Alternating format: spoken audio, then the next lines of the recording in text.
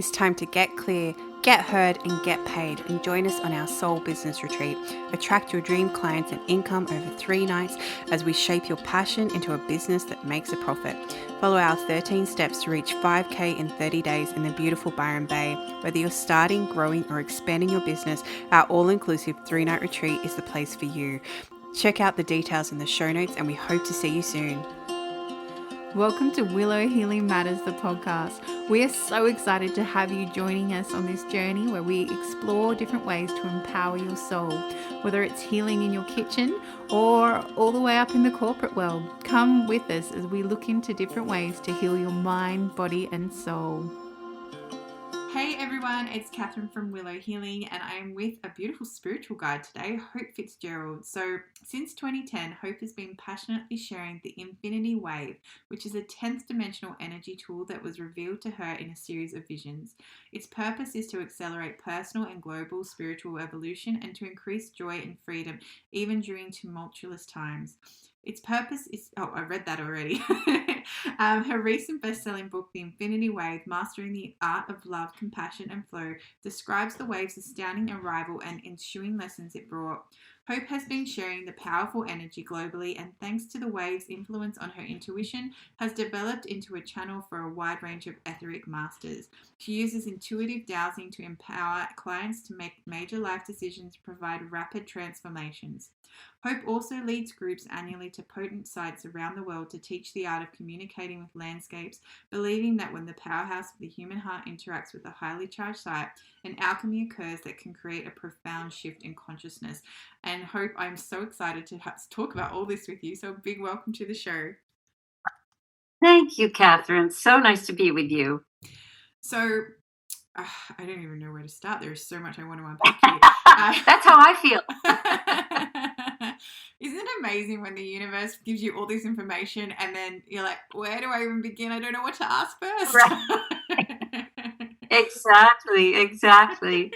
Oh, so do you want to tell us a little bit about your 10th dimensional infinity wave and how it came about, I guess, for those curious, and then if they want to know more, they can obviously read your book, but in your own words, how it happened there. Oh, you know your book's your own words, but you know what I mean. Yes, exactly. Well, I love to talk about the infinity wave. It is my mission to do so. So I'm always grateful for the opportunity. So thank you.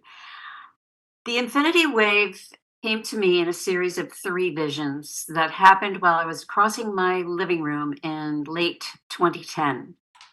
I was not in the habit of having visions. I stopped in my tracks. I saw a gigantic wave, huge, many stories high, beautiful turquoise color, didn't feel threatening. One probably would think of it as a tsunami, but it didn't feel like that. And there was a kind of byline, a little like a ticker tape, that you see scrolling across the evening news. It was underneath the wave. And paraphrasing, it said this wave represents a push of evolution that is coming to the planet. Yeah. And will be anchoring in at the end of 2011.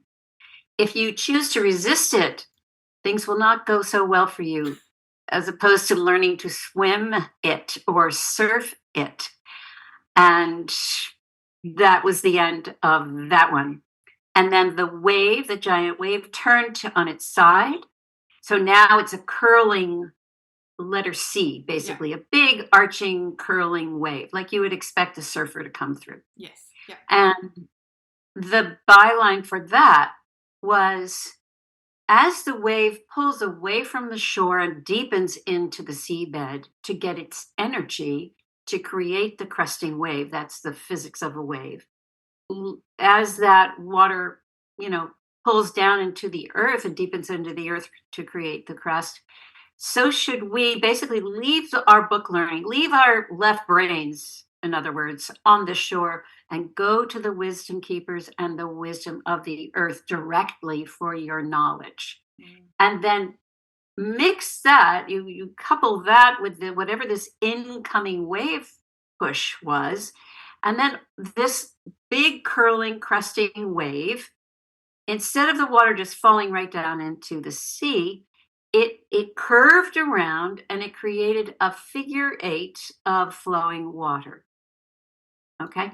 And that hung out in front of me by about 18 inches. It was about 18 inches high. And there was no explanation with that. And it hung out for about 3 days. Wow. Now, I wasn't, visions, so called, I think come in many shapes and sizes and qualities. Mine were not something I could see with the naked eye, but I was able to perceive them with another part of myself. Yeah. Some would say your third eye, some would say whatever. I don't want to get all technical about that. But I was perceiving my reality and these things layered on top of it, almost like a cellophane drop down screen. Um, so this figure eight of flowing water, I finally sat down with my dowsing rods. I had been a dowser by that point for, I don't know, 18 years or so. And I had used dowsing for much more than finding water. I had used it to really determine many things in our family's lives, moves to make, schools, selling houses, all kinds of things. And so I was pretty facile with them. And I just started a line of inquiry to find out what this figure eight flowing water was and would it please go away. And I found out that to summarize several of these sessions, we could call it something. It could be called the infinity wave. Yeah. That that it's a metaphor. It's a symbol to stand for something much bigger. And the much bigger is this 10th dimensional force, basically, energetic force of love and compassion. And that this was a gift from a loving universe to help us through the times that were ahead. Yeah. Now, then I was told you need to create workshops around this and you need to teach to the world. I was like, no, you've got the wrong person. I am, really happy in the back of the room. I'm always a student in spirituality. I've taught a lot of things. I've led a lot of things.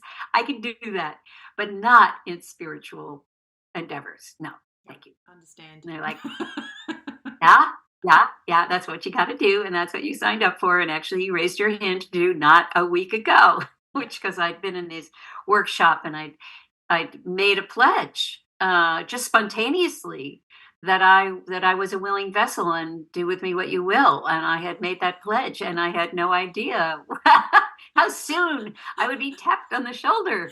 Anyway, yeah, it was really, really uncomfortable for me to do that. Yeah. Very scary. Because when I was a professional singer for decades, and singing, solo singing, is terrifying. It's wonderful, and but it can be, you're very vulnerable if you do it right. You're really opening up your soul Yeah. to the world and opening your mouth and hoping it comes out and sounds good. But in this case, it's almost more vulnerable Mm. to work in the world of spirituality and claim the stance of, dare I say, leader. I mean, this was not something I was Yeah. comfortable with. Yeah, and it's definitely like when well, for you, it would have been a massive identity shift too, right? Like moving into this, Oh, and because I do coaching, and then I am coached by a coach as well, and he calls it heart-led leading, right? So you're coming back to your intuition and your inner wisdom, and you're leading that way. But like you said, it is definitely a different level of vulnerability because you are when you sing, people still know what to expect to come out of your mouth, right? They still know they're going to listen to some songs, whether you wrote them yourself or whether you're singing someone else's, it's all coming back to you. But then when you as there as a leader sharing this new information coming through, oh, it pulls every witch wound trigger, every soul like feeling, and you're like and it's a different, exactly what you said, a different level of vulnerability.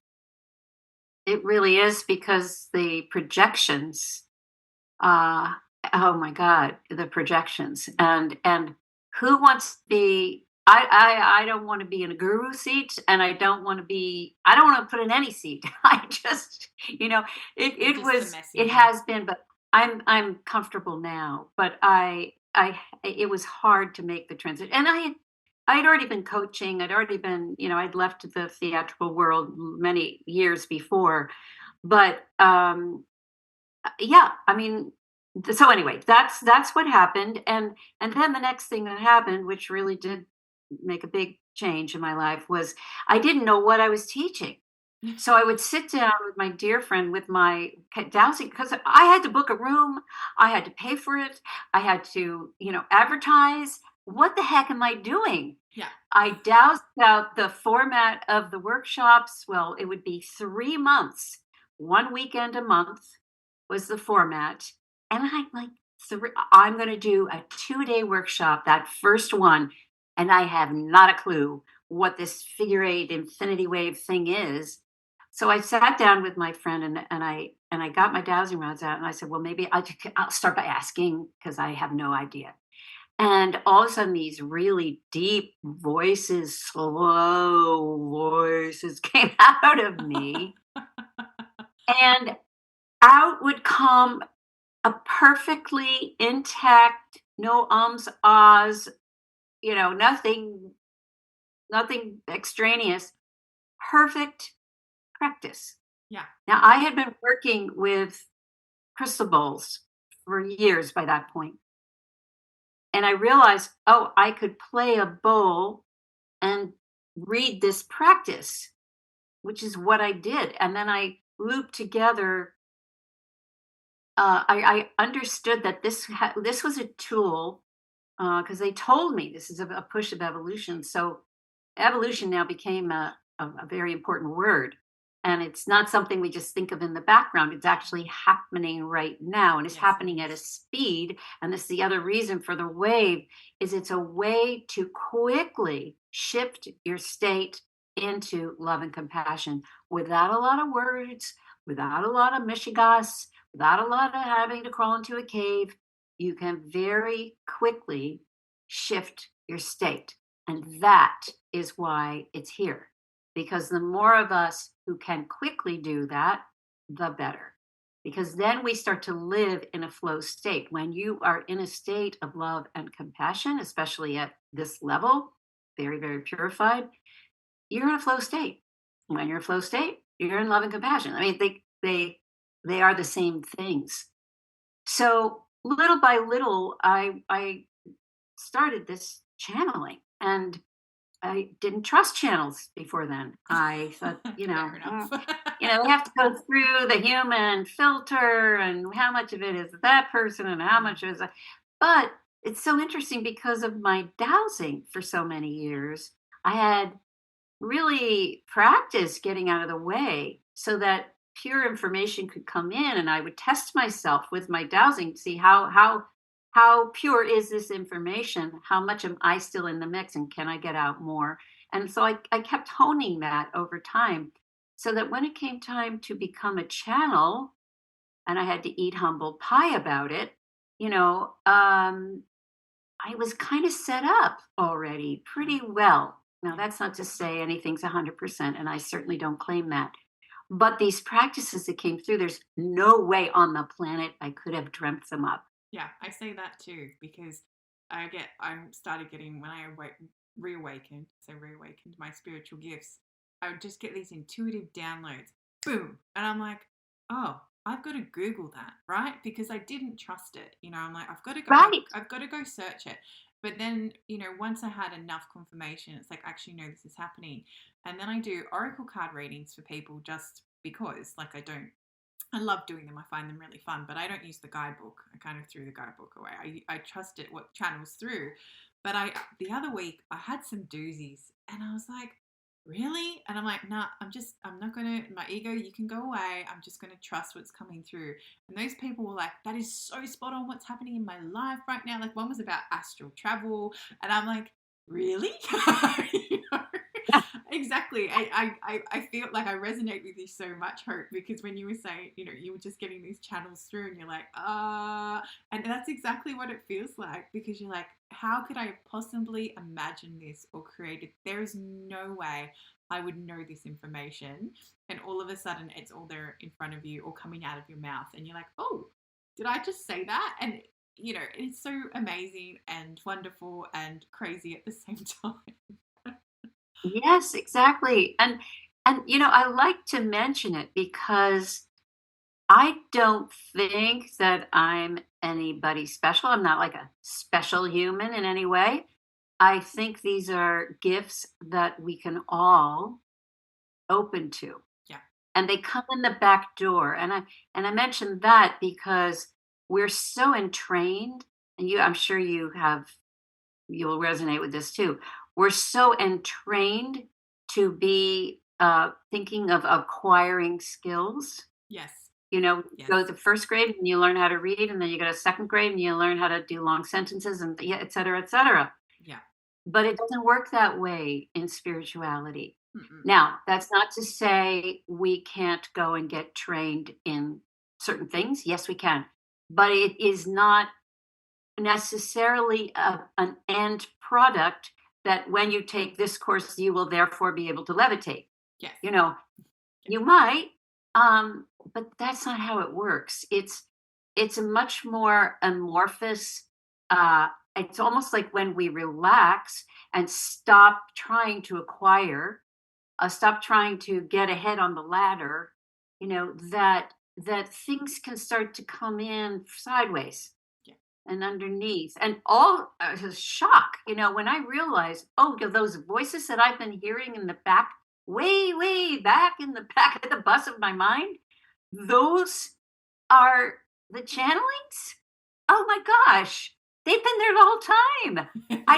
I had been sequestering them. I had not been paying attention close enough.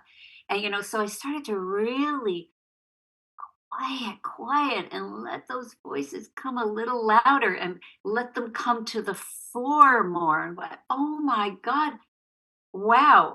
So it's really about allowing and not, letting go of of trying to get the diploma.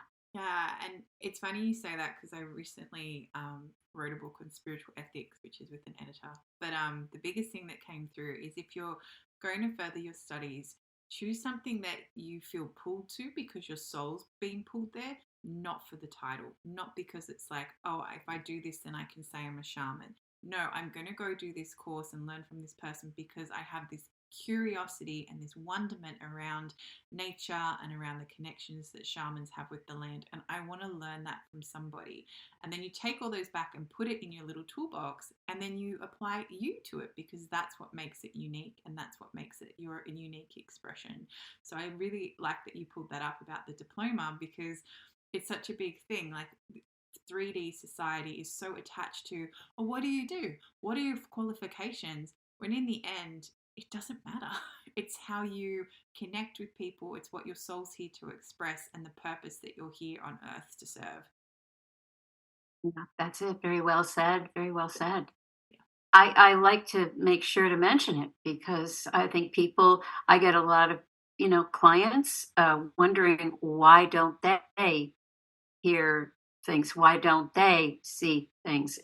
Why don't the dowsing rods, when I teach a dowsing class, why don't the rods move for them? And I can't always answer that, but I do say, let's let the desire go away. It's that whole thing, like when you're dating and you get to that point where you're like, I am so sick of dating. I'm writing off men or women or whatever it is. I'm just done with it. And 2 weeks later you bump into your forever person, because you let it go. You stop trying so darn hard, So anyway, sometimes that's how spirit works. Yeah, and it's like you have high expectations and standards for yourself, but zero attachment to the outcome, right? So you still hold Tremendous, yourself yeah. with that integrity, but you don't. On the other side, it's like, okay, whatever it might be.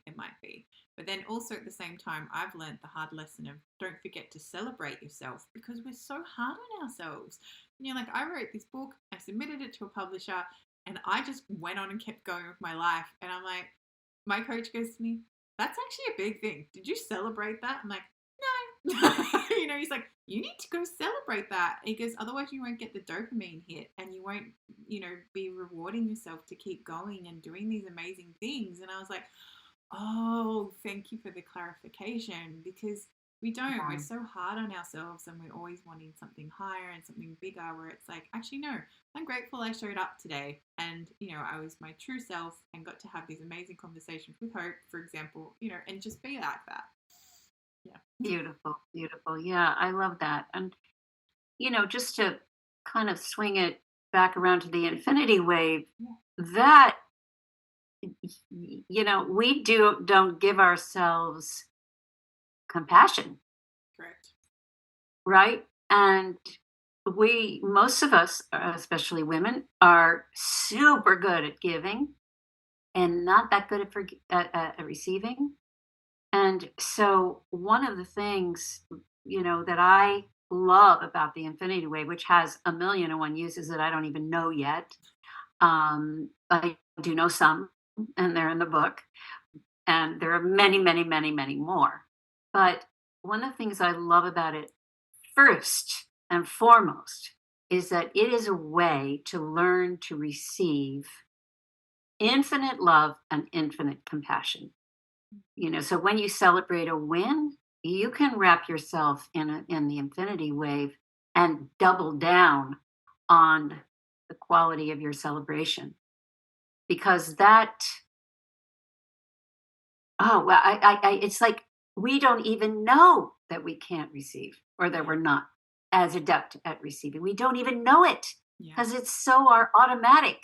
Exactly. Right? Exactly. But when I first started, because of course, I had to go through this course at the same time as I was teaching it, so I had to learn, I understand, because when I write my books, I channel them. Oh, let's put the wings up, because we're about to jump off. Yeah. So, Yeah.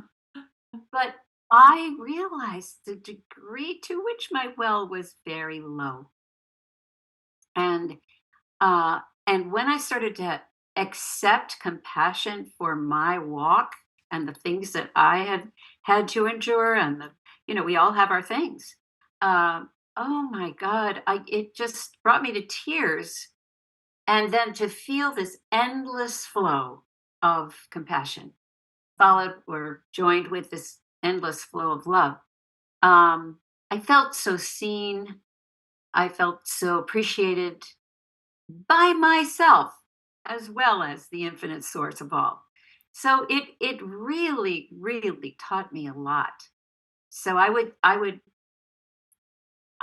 always encourage people to use the infinity wave first and foremost. Put it in your heart. Let that figure eight of flowing water, just observe it flowing right there in your heart.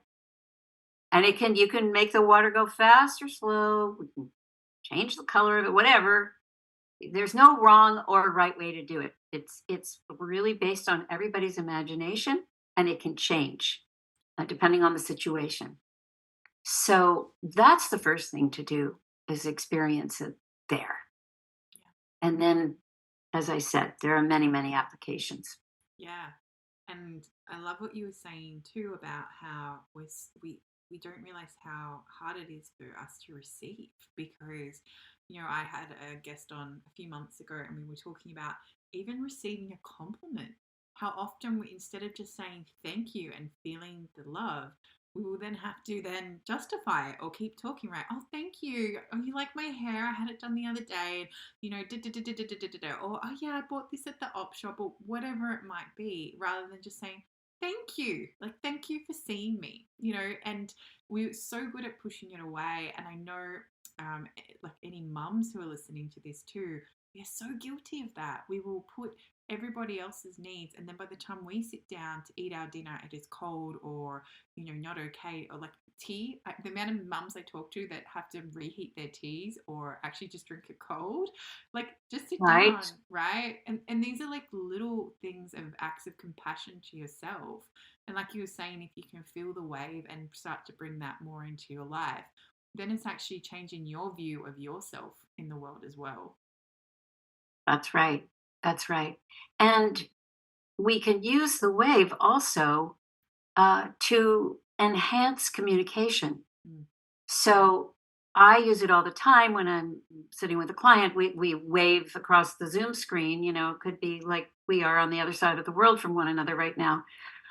But when you run away from your heart center, to the other person's heart center, and they're doing it too, well, of course, I'm sending out, and I don't have to manufacture it. It's inherent in the watery flow, it's just there. Yeah. So I'm sending that out. But guess what? It's coming right back to me. And then it's recycling going on. And all of a sudden, we are now in the same field.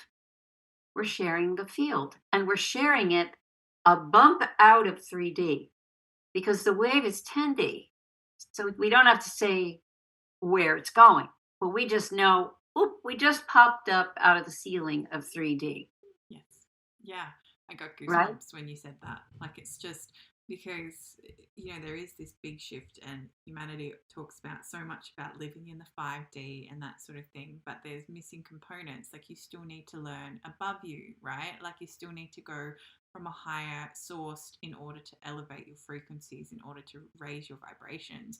So if you're still aiming for this 5D but you're operating in the 3D, then it's nothing's going to shift because you're not changing the frequency and how you emanate yourself through the world. Right, exactly. So the goal, I mean, the infinity wave can be used on a daily basis. I call it the daily wave. So it can be used exactly, from in a conversation. It can be used when you're sitting in traffic to just wave all the traffic ahead of you. And funnily enough, you end up calming down too, and it's like doesn't matter so much. But like Ganesha, it clears the way. It's the water clears the path. You can use it, anytime you're interacting with another person. You can use it to occupy a room you're going to, like a lawyer's office or a doctor's office or a surgery. You can put the wave rotating like a ceiling fan. There are all these ways, and what happens is it changes the molecules in the room. It changes reality. We know reality is malleable. It's not hard and fixed. Not even our microphones or our desks. So they look solid, but they're not. They're moving slowly. They're molecules and atoms moving slowly, but they are malleable. Yeah. And we know, look, people have been sticking their hands into human bodies and through walls and to get out. It's possible. So when we use the wave, we structure the field. We structure our physical bodies because the imprint of the idea of the infinity wave, the imprint of love and compassion, immediately starts to interact with the water in our bodies and structures it. It creates harmony, it creates a resonance. And we can likewise structure each other. And we can likewise, as I said, structure the environment we're in. Over the last 5 years, as I'm sure you're aware, and I know it's happened in your country too, but in America, there's been a lot of bifurcation. And families have been at each other's throats with differing points of view about a lot of things. Mm-hmm. Yes. So when the annual Thanksgiving dinner comes up, there's been a bit of nervousness. How is it going to go? So I always tell people, get the wave going overhead in the room and a day or two ahead of time. And every single time it goes smoothly. Yeah. Very cool. Very And it's not, nobody really knows what's happening, but it ends up being, a much more loving environment. It's almost the image I got then when you were talking about it. It's almost that because you've put the intention out there of pulling in the wave to bring in love and compassion, whatever initial thoughts that you had about how the event would go are almost dismissed and washed away. Right, right, Yeah. yeah. But And it could be, and the other people likewise, they just all of a sudden they just show up and all they're in this environment and it feels good. exactly.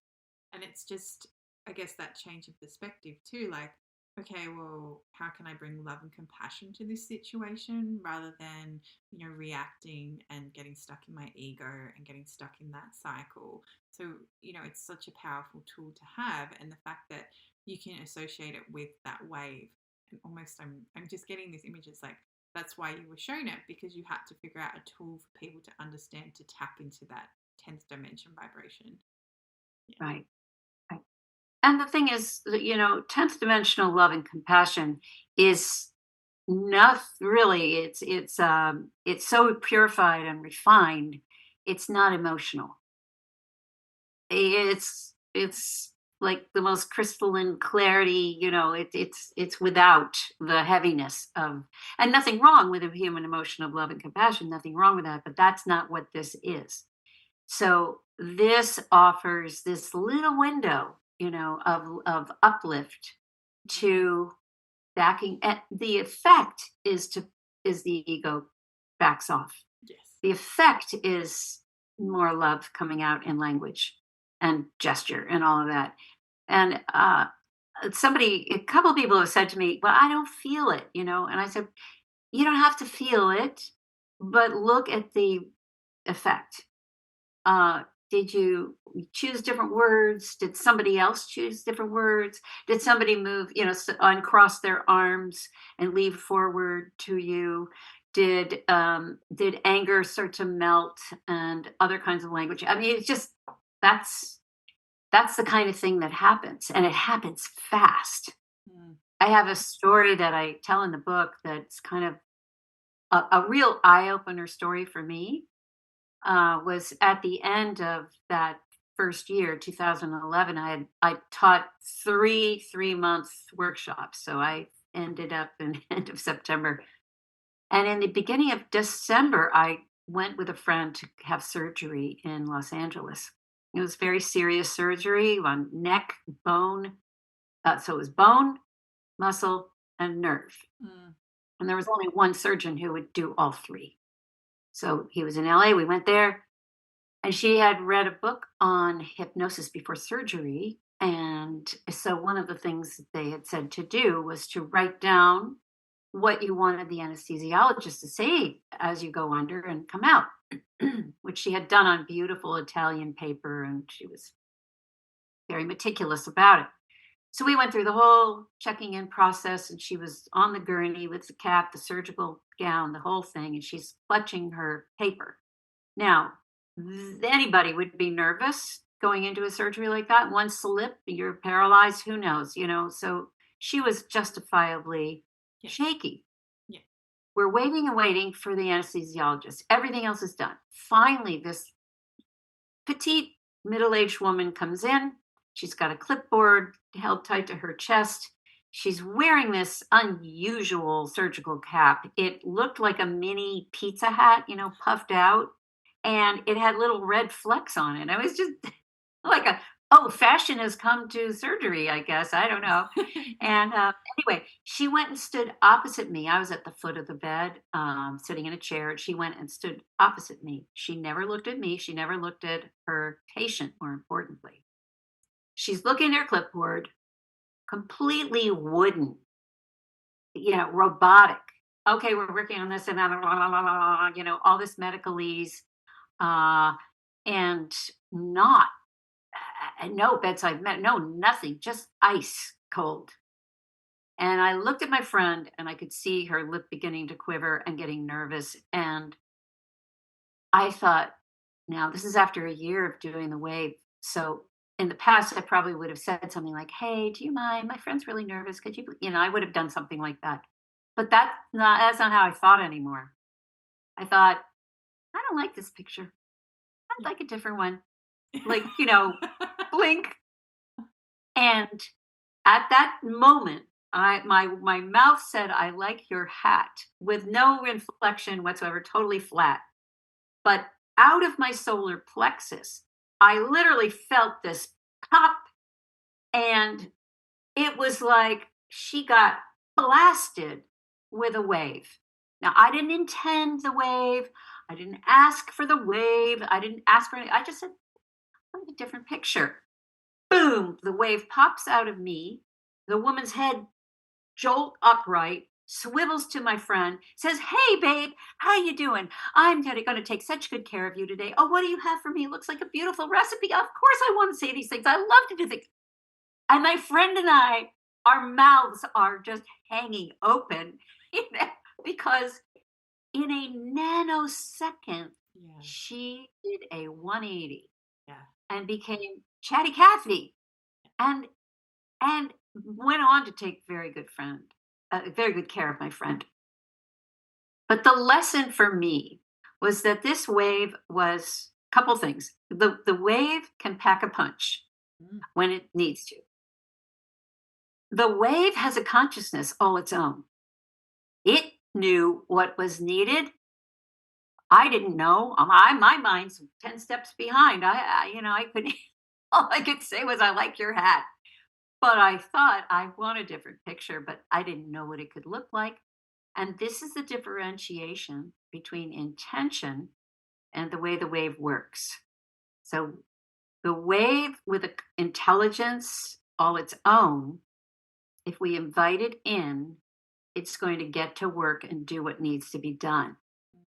And our intentions sometimes are a smaller version of what the wave can deliver.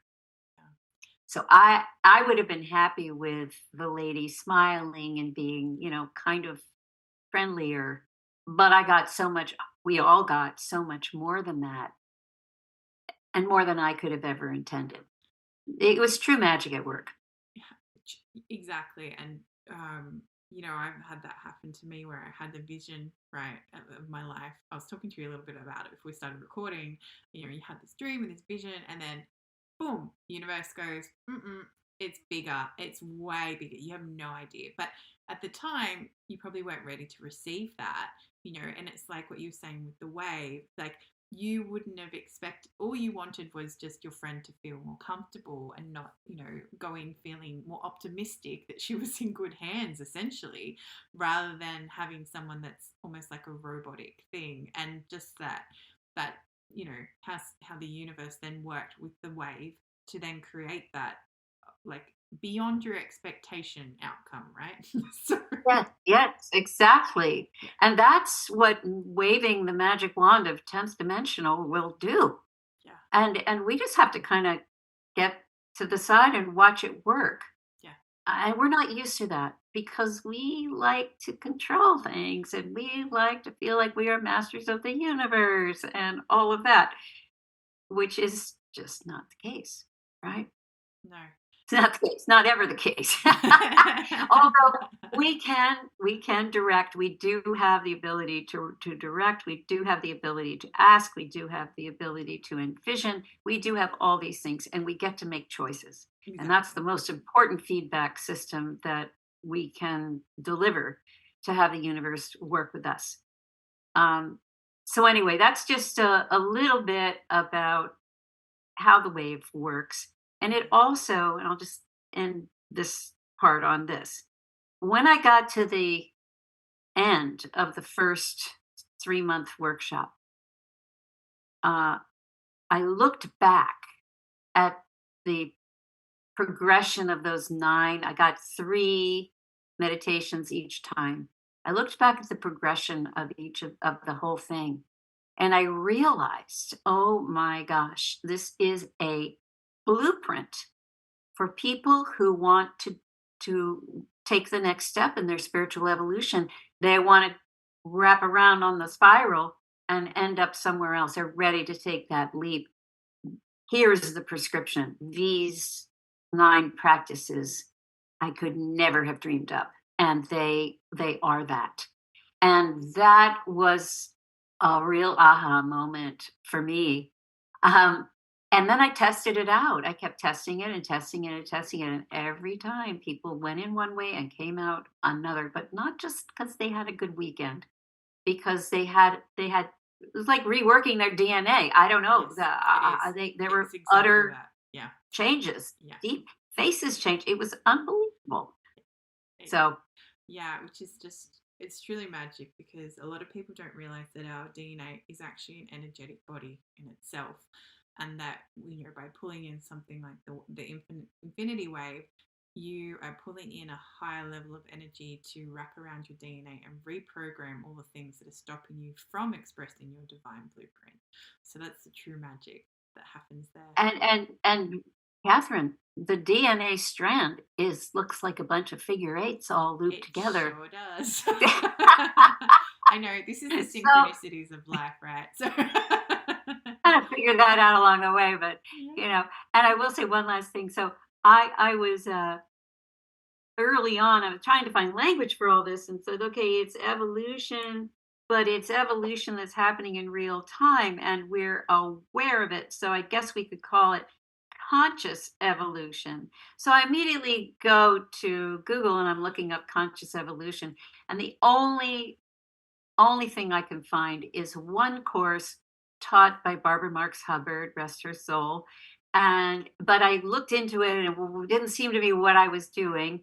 And I also looked up the infinity sign. I'm like, where, so all 2011, I'm looking. It's nowhere. It's not in a logo. It is nowhere.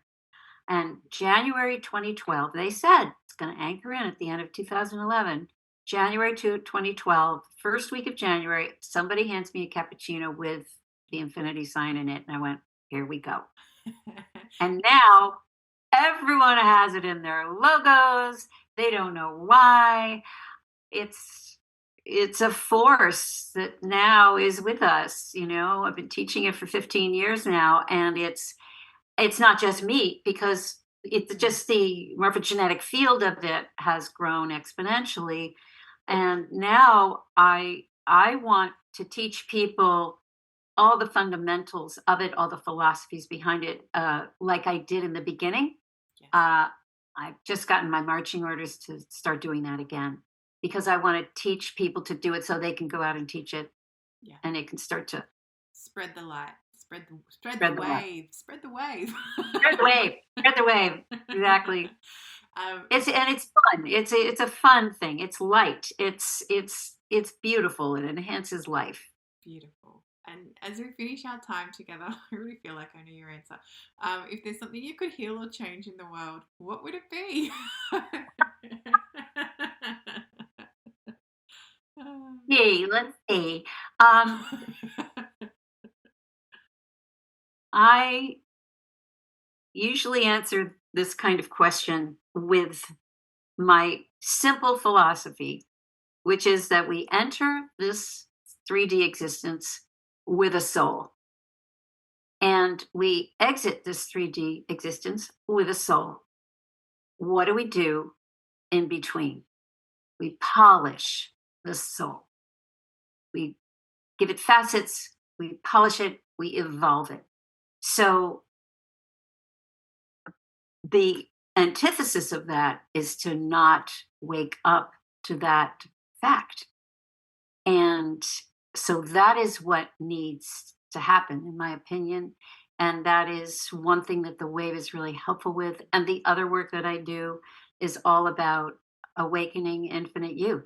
Yes. And so that's, if we all came to that, and if we all came, some of my other work is, working with death and dying. If we all came to embracing that reality, I think the world would change a lot. Agreed. And how can people find you, Hope, if they want to get your book or if they want to work with you? My website is spreadinfinitehope.com. Because it's not just my job.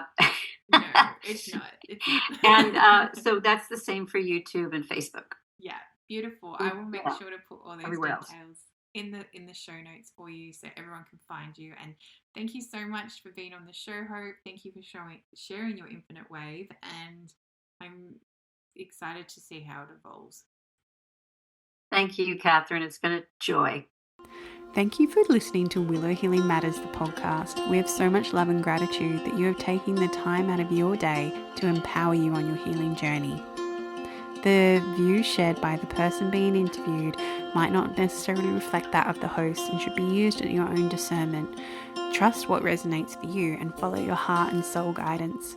If you have any underlying medical conditions or mental health issues, please consult with your healthcare provider before pursuing any of the recommendations. Likewise, you can always contact the person being interviewed to find out more information. This can be found in the show. Remember to activate, align, heal, empower, and find love in everything that you do.